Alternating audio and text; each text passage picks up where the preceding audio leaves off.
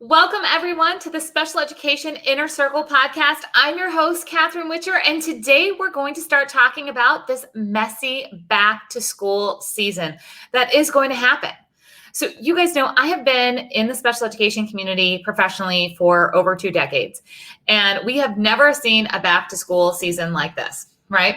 So I just got done with our VIP weekend for Master IEP coaches. If you guys aren't familiar with what a Master IEP coach is, hop on over to masteriepcoach.com. You'll find out all about it.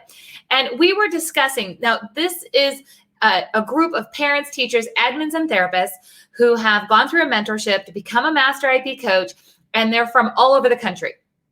So I got to hear all different plans, straight from people who are in the community about what's going to happen going back to school. And you know what? Every plan is different. Every plan is just a little bit more confusing than the next, right?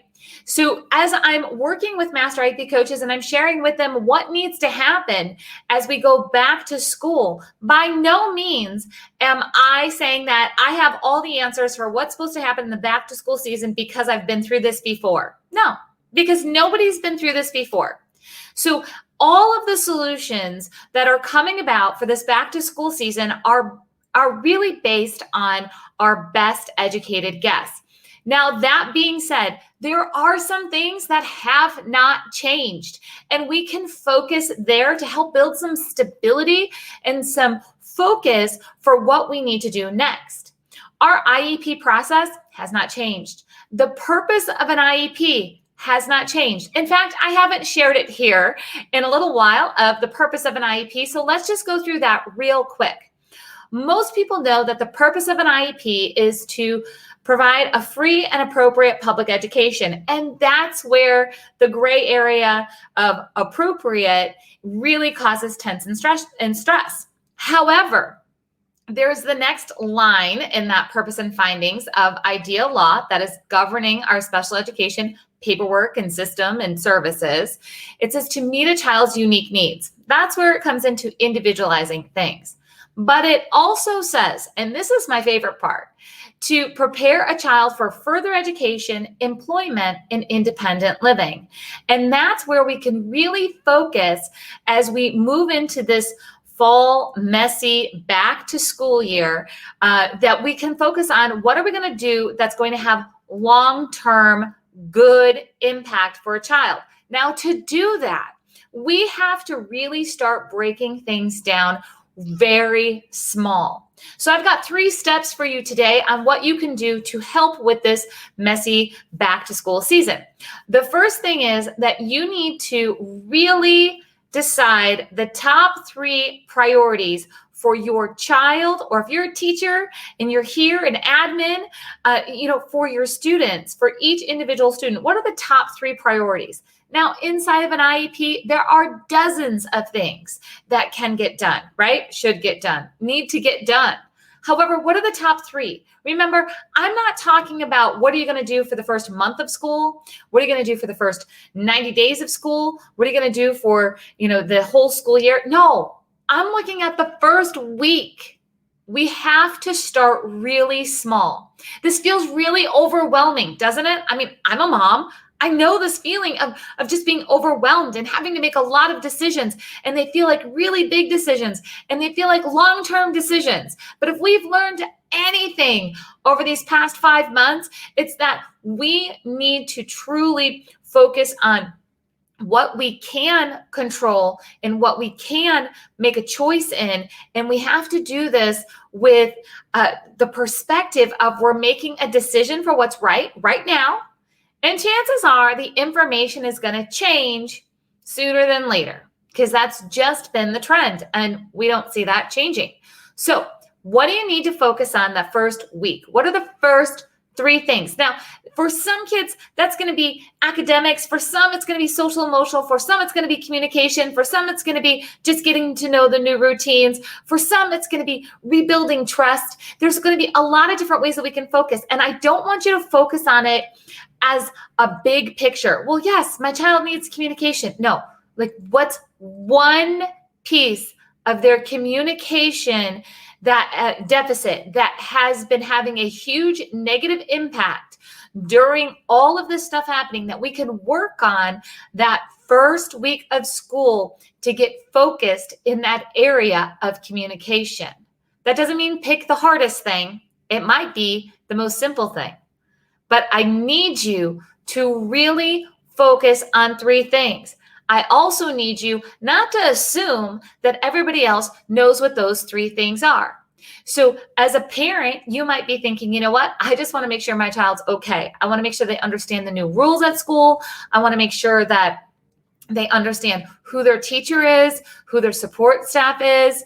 I need to make sure of that. Where the teacher may be feeling the pressure and might be in freak out mode because they know that your child has probably lost some of their ability to read sight words. And they're like, okay, here's our schedule. We're going to do reading at 9:00. Everybody sit down. Let's go. And they want to push towards progress academically, when you as a parent might be saying, that's super important. I want that to happen. And maybe week 2, week 3, week 4, I'm good with that. But right now, my child is going to need help trusting this whole system, because one day they went to school last year and then the next day they didn't, and they haven't gone back for a really long time. So what are those 3 priorities? Now, some kids are like, yes, I'm going back, and this is my teacher, and this is my support staff, and trust isn't going to be an issue. They're just happy to go back. They're excited to be with their friends. So they can jump right into something like, okay, priority. Let's get some baseline data in math, because we haven't worked on math. Math is not something that they were motivated to do at home. It became a struggle. Parent was like, forget it. We're not even doing math. I don't care right now. No shame in that. No shame in whatever you let go. That's fine. Let's get some baseline then into what's happening in math, because that child may not need so much social emotional support in the same way as another child. So that's step number 1. Step number 2. Now remember, we're talking about getting ready for the first week of school, not the first month, the first week. Is there anything that you can do for your child or for your students when it comes to previewing what the school is going to look like? Now, when you're listening to this podcast right now, you may not have your school building accessible with, arrows on the floor like they have at Walmart now. I don't know. But are there going to be new signs up? Are there going to be new hand sanitizer stations? Is there going to be new policies for the water fountain?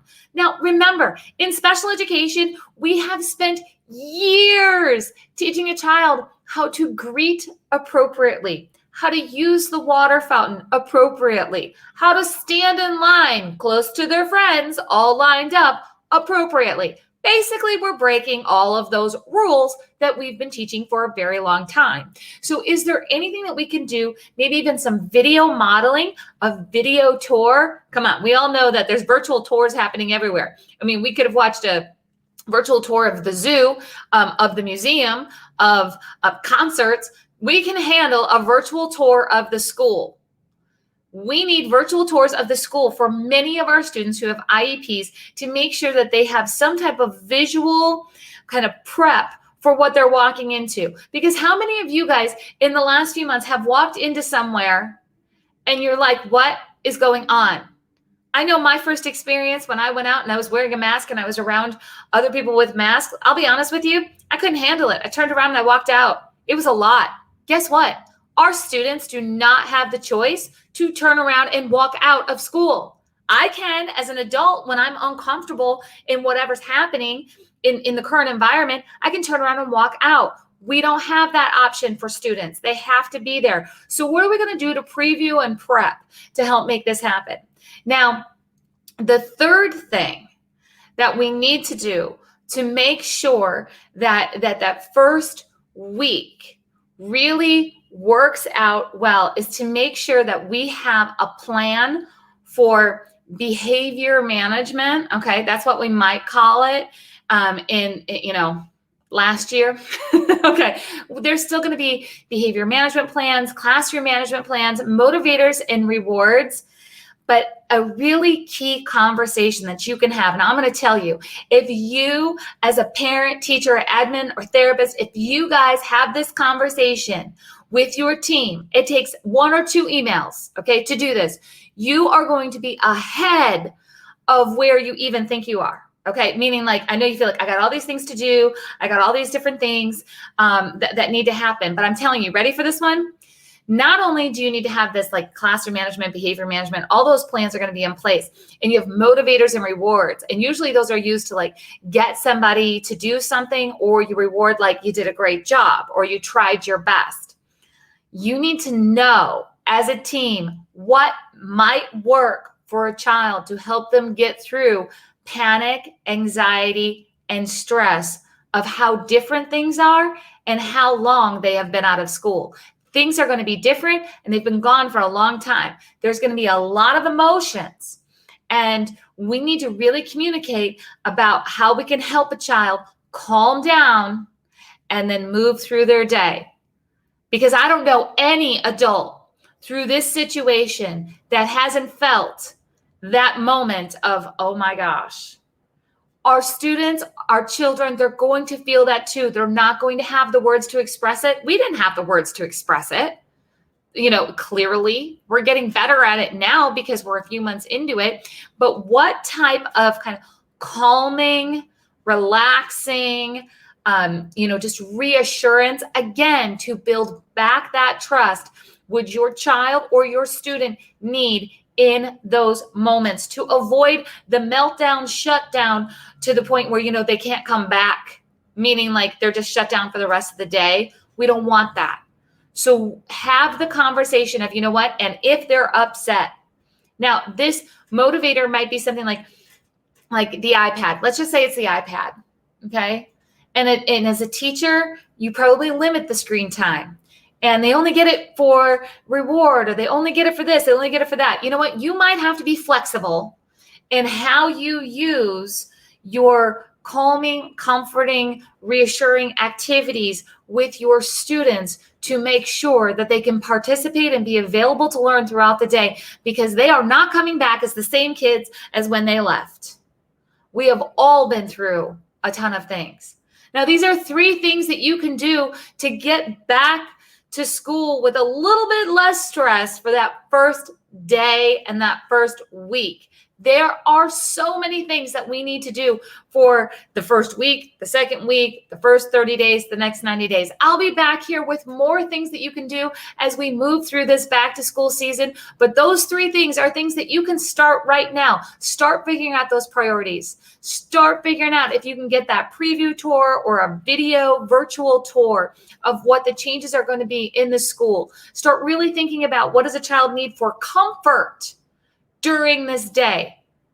Because most kids who have IEPs have been in school possibly since the age they were 3, and they never stop going to school. And now they've been out of school for 5 months. This is the longest gap in services they've probably had in their entire life. Comfort is going to be needed. Even if they don't know how to express it, even if you don't think so, even if you think they're doing okay, you need to have all of that together. All right? So those 3 things, this is just the beginning. Remember, I would love to work with you inside of the Master IEP Coach Mentorship. Hop on over to masteriepcoach.com. A Master IEP Coach is a parent, teacher, admin, or therapist, somebody who sits at the IEP table, who's thinking, it doesn't have to be this hard. It shouldn't be this hard. And I want to get better at this for myself and for my community. I'm going to help my own family. I'm going to help my own students, and I'm going to help others. Come on into the Master IEP Coach Mentorship at masteriepcoach.com. I'll see you guys there.